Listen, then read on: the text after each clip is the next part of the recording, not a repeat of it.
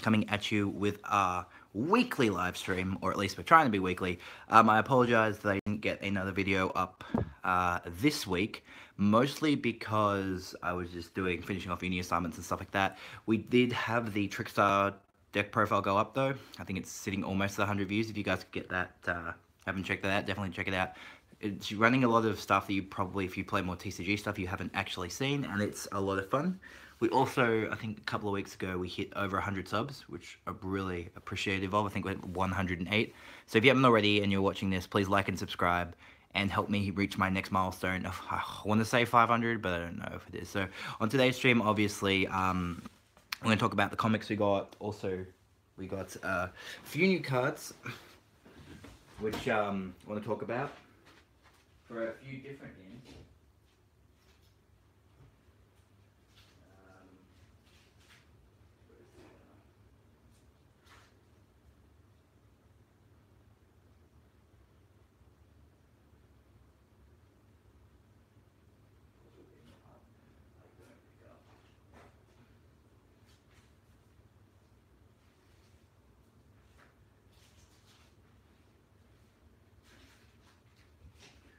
So yeah, so we've got a few cards that I wanted to show you guys, as well as talking about the comics like we always do. We pulled, and we're going to talk about what's coming up on the channel, so sorry for the small delay.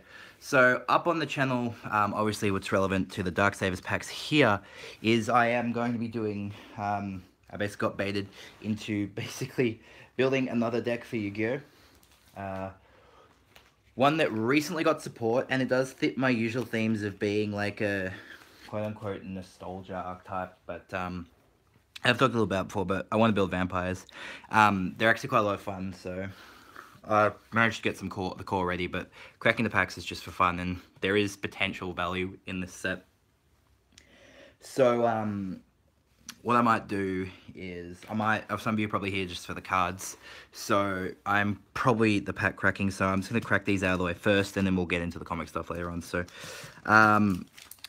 So Darksavers is support for vampires, Brandish Maidens, which are called Sky Strikers, which is where all the money is, and For Hire, which I think are pirates. So obviously there is a card in here that's worth 150, and it's one of those like special sets where you get like 4 supers, 1 secret per pack. And there's also some really nice reprints in here. So Burial Goods is nice. Super Rare Mirror Force, I mean, it's still nice for a pack like this. Oh, Super Rhoda, that's really cool. Definitely, I'm actually going to put that in my Amazon deck. I didn't even know Rhoda was super in this. Helma, Hellsman for Hire, and Dinah, Hero for Hire. So I think in terms of value, I think it's the vampires that have the least value in this set. Everyone was like buying boxes and boxes of this, it seems, and then trying to load off their cores. So Sky Striker Ace Ray, so they actually look really, really cute, but being... Konami being Konami, they actually rarity bumped, and by rarity bumping, they actually had to short print everything. So, Strategist for Hire, Vampire Grimson, really cool vampire card. I'll be doing a vampire archetype analysis as well. Is it not working? Is the video working? It seems to be fine for me. But yeah, so Vampire Grimson, Sky Striker Mecha Hornet Drones, and Raphael, Champion for Hire. That's a little bit upsetting. Only got both our secrets are actually have been for hire cards.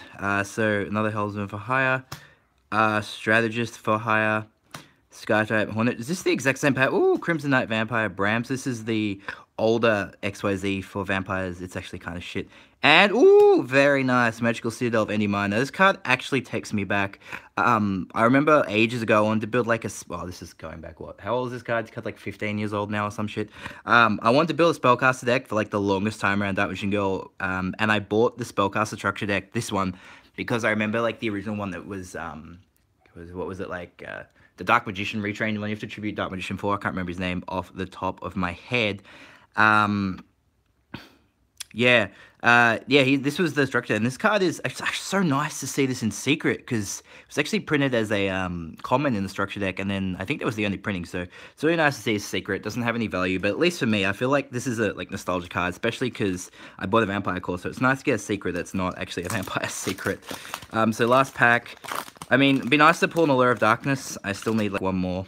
I really maybe pull the expensive branch card, but we'll see. So we got Bravo, Fighter for Hire, another Vampire Crimson, it's a bit upsetting. Shadow Vampire, very, very nice. Ooh, Dark Grepher. I didn't know Grepher was in this. So you can special summon this card, it's kind of level 5 Dark Monster. Ah, yeah, so this is pretty good for vampires. And for secret, oh, very nice, a Sky Striker secret. I do not believe this is this isn't the expensive one, but I believe they are still short printed. So if you control no monsters, your main monster, tag one monster in your opponent's graveyard, banish it, or if you have 3 or more spells in your graveyard, special summon that monster to your field instead of camp attack. It's interesting, but we still pull the Sky Striker secret, so I assume this has some value, I want to say. I don't actually know the values of everything, but I mean, getting the Endymine, the Magical Citadel, is really cool, because this card, like, even if I don't run it in any deck, still brings me back to my old days, like, very nostalgic card for me. And then obviously getting a Branch Maiden card is really nice. Obviously the Pirate Secrets are a little I like the concept of the way they changed the name for Fur Hire as a reference to like furries and stuff, which is cool. Getting another Goods, I guess, is okay. Would have liked to, if I was getting another super reprint, I mean, Road is nice. Would have liked to get a Lure or Toon Table. You know, even though I have gold Toon Tables, like, be nice to have some supers, just to have every rarity of it. But yeah, nice to actually get a Sky Striker secret. I guess that has, yeah, it's short print. So anyway, guys, that's it for the pack opening. So if that's what you're here to watch, we're going to go talk about the channel, the rest of the channel now, and show you guys some of the other individual secrets, well, not secrets, but cards I got from some other games. So first off, guys, we have picked up 3 Claret Sword Helheim. I'm going to move this down here now. So I got 3 Claret Sword Helheim. Store I got them from had them on sale. Didn't have a 4th one. Obviously, they're trying to get rid of all their G-Zone stock. Obviously, this card's pretty good. Run it in my Witches. I've featured Witches on the channel before. So if you haven't checked out Witches, my Witch profile, or Archetype Analysis, I was going to do a profile for it, but then I had to go and get all the G-Zone, and then Vanguard's in a weird place, so I don't really want to spend too much money on Vanguard, but still having 3 these cards is really nice, so that's pretty cool. And then for Magic, picked up a Vanquish's Banner for my Slither deck. I'm actually thinking of doing some Magic videos on the channel, so if you guys want to see that, let me know. I'd really love to do an Archetype Analysis or something for Slithers, because of how much I love the Slither archetype. And there's actually enough in there for us to do a full video on Slithers as well. And there's lots of different options you have for Slithers as well. So it's a really cool card. So you basically pick Slithers when you play this card, and then they get +1/+1. Every time you play a Slither, you draw a card. And because of how quickly Slithers can actually spiral out on the field, this card can get pretty insane. And we got some new sleeves of Ruby. And as well as that, I have updated my Ruby deck profile, my Ruby deck, which I featured on the channel. So if you want to see an updated version of that, let me know in the comments below. Alright guys, so now we're going to go ahead and take a look at the comics that we got for basically this week. So first thing we got is, whoop, there's Kurumi, is Scarlet Spider number 18. So still with the new writer, still Peter David, still writing it. So, and I still love the cover artwork. I'm not a huge fan of the artwork inside, but it's nice to see Mysterio here. I actually I've never actually read a comic with Mysterio in it. So, and basically based on what we've seen at the end of this issue, like the teaser for the next issue, looks like Mysterio is going to be like the next major villain in the Scarlet Spider arc, series, which is pretty cool, because there's talk that Mysterio is actually going to be the main villain of Homecoming 2. Would be pretty cool to see Mysterio. He's always been an interesting character. I remember like watching Spider-Man the Animated Series. I think he showed up quite a bit. I never got to see him. But, yeah, I'd love to learn more about Mysterio. So he always seems like a very cool character. So it'd be nice to actually physically own a comic with Mysterio in it. Keeping on with Marvel, obviously, we have the new Venom #1. Yeah, for some dumb reason, Marvel loves having Venom #1s. I mean, I guess it's to play with that gimmick they had back in the 90s where he had his miniseries. Like, he had, like, so many #1s.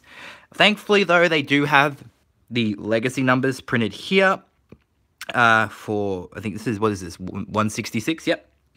I don't know why they felt like they need to go back to #1.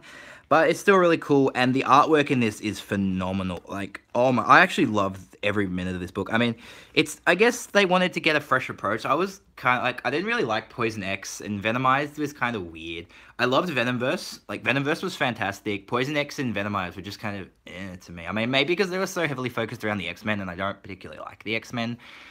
and they kind of took away from Venom. But this book was insane. I'm not gonna like, and then just like, oh, this. I want to show you guys this splash of Eddie. Oh, so nice.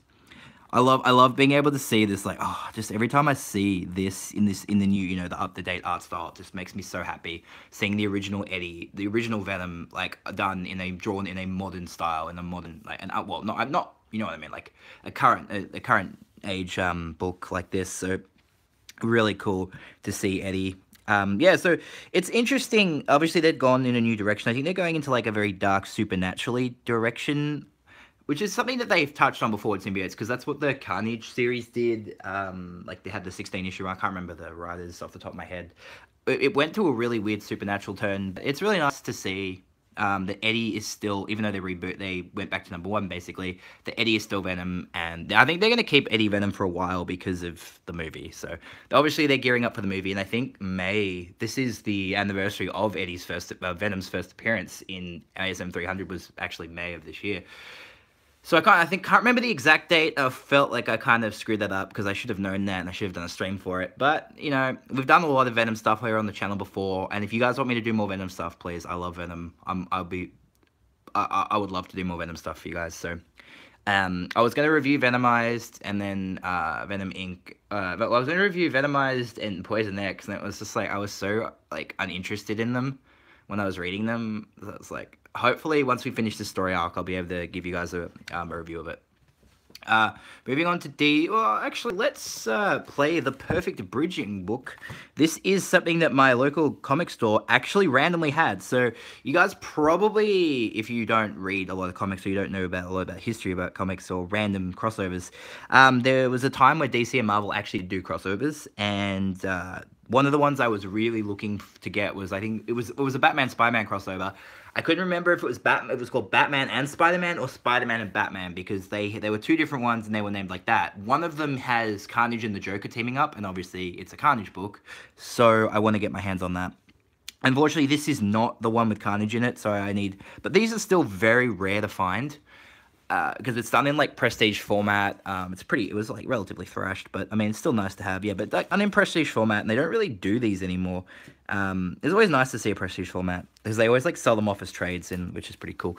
But this one, yeah, it's Kingpin and Ra's al Ghul, which is, again, something I find weird. Like, I know that Kingpin originated as a Spider-Man villain, but he's, like, so much more of he always feels like Daredevil. He evolved into, like, one of Daredevil's main enemies. He's always more associated with Daredevil, but it's still nice.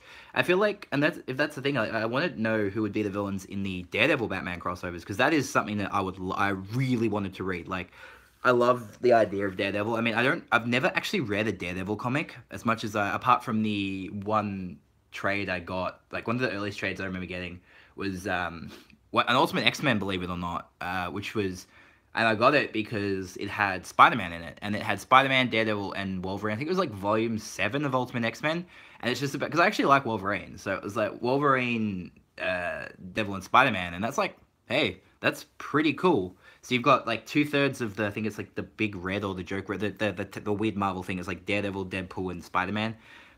In the same comic. It's pretty cool.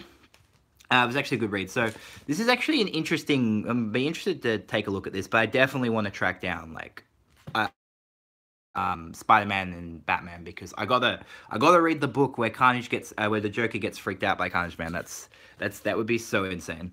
Now that we've bridged from Marvel to DC, let's take a look at the DC books. So we have Batgirl number 23. Escape from the Mind's Eye, still keeping this costume. I mean, I'm still over this costume. I've had enough of it. I want to go back to the old costume, but it doesn't look like it's going because they basically destroyed the costume. Yeah, I think they're going into more darker stuff, or they're not going as dark as they did, but they're staying relatively dark, which is, or they're going a lot darker than they did with the original Burnside stuff, which is interesting. We have probably my favorite DC book that I read in the last couple of weeks, which is Batman Beyond issue 20. Now, I actually saw the variant for this, and I was hoping that, I didn't know which was the cover A and which is the cover B, or which is the base cover, which is the variant cover, because it's DC, not IDW or Dark Horse, where they have or is it, no, it's IDW that has cover A, cover B, and that sort of stuff. where it was actually Robin and Batman together, because in this, it's obviously not spoiler alert because it's all over the internet. Matt Murdock, who is Terry's brother, not Matt Murdock, that's fucking Daredevil, sorry, Matt McGinnis, who's Terry's younger brother, is basically becomes the Robin of the official Robin for the future, for Neo Gotham in the future. And I think that's really cool. Because technically, there's this whole controversial shit thing that happened in Justice League Unlimited where it was revealed that Terry is Bruce Wayne's biological son. So therefore, I think Matt is technically... They never really said it that Matt is his biological son as well. Could be that Matt is actually... related to their actual father, Wayne. I think this is Warren. I haven't watched Batman Beyond in such a long time.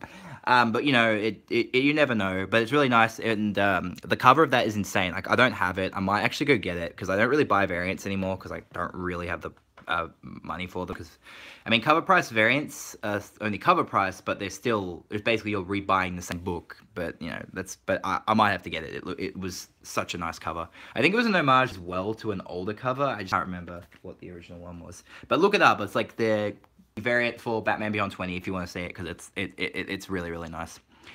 So we picked up a few things we hadn't picked up for a while. So we got the last 3 issues, I believe, of Batgirl and the Birds of Prey. So we actually have all 22 issues of this, and I still haven't freaking read a single issue. I just haven't had time. This book hasn't been as inviting as the New 52 Birds of Prey was. And yeah, I would love to read some Gail Simone and Chuck Dixon Birds of Prey, other than the Birds of Prey 8, the very important issue. The Dick Grayson Barbara Gordon first canon, not first canon date, it was like the first time they went on a date in chronological history, is that the word? Or it was the first book that was released where they went on a date, so. And of course, I love the New 52 Birds of Prey run. I think it was Christy Marks was the writer, if I remember right. I just love it. Was one of my favorite books in the New 52. I just loved it. But yeah, so it seems like this is the last issue of Birds of Prey, because I was reading about something where they said their series is going to end. And I think they might be I think it was like, they said something about where the future is going to go. Maybe they were going to restructure the team, or they were going to focus more on Black Canary.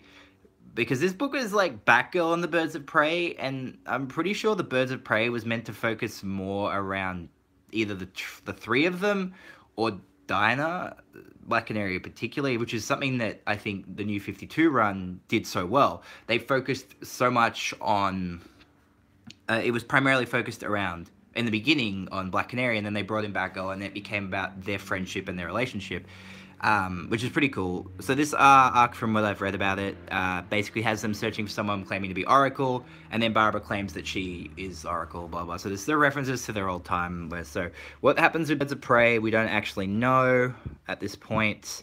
Yeah, because it's like one before their final adventure, one last thing revealed. So where Birds of Prey goes, I'm not sure, but I'd love them to get the writers who did it from New 52 back, because I just loved reading that. It was so good. Then we got, finally, we picked up, like, 3 issues of Titans I haven't got yet. So 20, 21, and 22. Again, I haven't read a single issue of Titans either. Buying it because it is basically, most of the Titans that most of the Titans that were from the comic that was based, that the TV show that I watched when I was younger, which is obviously Teen Titans, one we all watched, was based on. That sounds convoluted, but it's some of the original members of the new Teen Titans growing up. So obviously you have Wally. Sorry, you have Wally West, who is, I think he's still called Kid Flash. Oh, no, I think he's the Flash. He's also called the Flash now in this, I'm not sure. You obviously have Nightwing, you have Roy Harper, you have Donna Troy. Who else is in the team? I can't remember. But yeah, so it'd be interesting to actually sit down and read this whole run when I have more time. I mean, I'm about to go on uni holidays, so I should probably be able to catch up on my entire backlog of Titans and Birds of Prey. It's like 22 issues each, and then you've got the crossover with Deathstroke and Titans, which I really want to read. It's like the Lazarus Contract. Sounds pretty sweet. And then, of course, I think I read somewhere as well that they're restructuring a lot of their team books for, so I think, like, the new Titans team is actually going to have Nightwing and Raven on it. So that has me pretty excited, because I love Raven. She's one of my favorite DC characters, and I'm loving her miniseries that's going on. Miniseries like a 12-issue series, so is that really a miniseries if it's 12 issues? I don't know. Where do you cut it between miniseries and maxi series? I don't know what all these titles are, but the 12-issue limited, I think it's a limited, I think you call it a limited series then if it's like more than 4 issues or something, but or 5 issues. Like, yeah, so the 12, I'm loving that limited series, and I'll give that a review probably once it finishes. If you guys would like that, feel free to let me know in the comments below. Now, guys, we're going to talk about for the rest of the stream. I don't really have too much else to talk about. Just wanted to update you guys what's going on. So we will be doing a new archetype analysis very soon, hopefully. Depending on how quickly I can get all the older vampire cards. If I can't get them, I'm just going to do what I normally do and just proxy them. Because some of them are like from GX era and before. So cards like Vampire Lady, Vampire Genesis, all this shit's from like the Vampire Zombie structure deck. Like, this isn't the Red Eye Zombie one. This one goes before the Red Eye Zombie one. So, because Red Eye Zombie was like I think it was one of the first 5Ds structure decks. So I'm talking about like the one with Vampire Genesis on the cover. So that's pretty old structure deck. And I've actually had a look at those old vampire cards and compared them to the new ones. And there's these weird, bizarre like difference in the playstyle between the older vampires and the newer ones, which is something I'll talk about in the analysis. Once I am happy with how I built the deck, I'll be doing a deck profile for vampires as well. There's also going to be a new video which has been filmed. I haven't had time to do thumbnails and stuff for it. Is about the said I'd do it in my Trickstar videos, that I'll be doing a video about the anime exclusive Trickstar cards. So hopefully that should be up sometime over the next few days for you guys, which is pretty cool. I had a lot of fun talking about that. And yeah, if there's anything else you guys would like me to do on the channel, if you would like me to do an updated Harpy profile, because Harpies is nearly, I think it's at 4.5k views now, and that was like March, so what are we in? So we're nearly like 3 months, so like, yeah, so I can do an updated Harpy profile for you guys from the new ban list with my new, with my slightly altered extra deck if you want. I can do an updated profile for Ruby now that set 3 of Love Live Sunshine has dropped. We can do a deck profile for that. I'm trying to film some games of Yu-Gi-Oh! And to upload for you guys, but running out of space on my phone, it's a pain in the ass. So I might end up just live streaming the games as well. So I did film, I think I filmed an Element Sabers versus Harpies, but it was like game 1 was like 17 minutes. So if you guys would like to see that, let me know in the comments below, and if I still have it, I'll upload it. I think I should still have it. I'll upload it for you guys. If not, I'll try and do a live stream maybe next Saturday, where we film some games. Between, you know, my friend and I will stream some games for you guys. You know, he's got like Harpy, he has Element Sabers, he's got Necros, and he's got Fluffles, and I can, you know, maybe show you guys some of my vampire stuff, or can play Harpies, I mean. But anyway, it's up to you guys. But that's it for the stream, guys. Don't really have too much else to talk about at this stage. We'll be going through some new packages I get, obviously parts of the Vampire Core, when I get it. Apart from that, guys, thanks for watching the stream, and feel free to check out some of my other videos, like, subscribe, all that stuff. Hit the bell button. It's very important, because apparently it's like, if you don't hit the bell button, you don't get updated, you don't get emailed, or it doesn't show up in your activity feed or your sub feed. I don't know, it's weird. YouTube's weird. But anyway, guys, thanks for watching, and I'll catch you for my next video.